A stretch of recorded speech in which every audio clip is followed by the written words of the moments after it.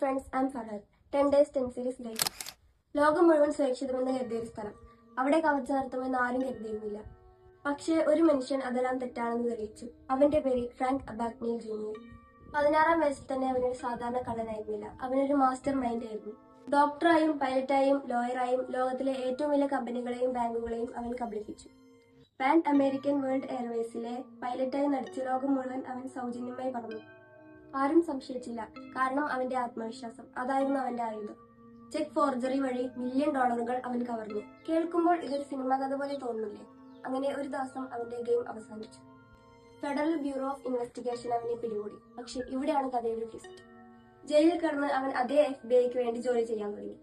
ഇന്ന് ലോകത്തിലെ ഏറ്റവും മികച്ച ഫ്രോഡ് എക്സ്പോർട്ടുകളിൽ ഒരാളാണ് ഫ്രാങ്ക് അബാഗ്നി. ഒരു കള്ളൻ ലോകത്തെ കബളിപ്പിച്ചു. പിന്നീട് അതേ ലോകത്തെ തന്നെ രക്ഷിക്കാനും തുടങ്ങി. ഇതുപോലുള്ള യഥാർത്ഥ കഥകൾ അറിയാനായി ലൈക്ക് ചെയ്യാനും സബ്സ്ക്രൈബ് ചെയ്യാനും മറക്കല്ലേ. Stay safe, stay well.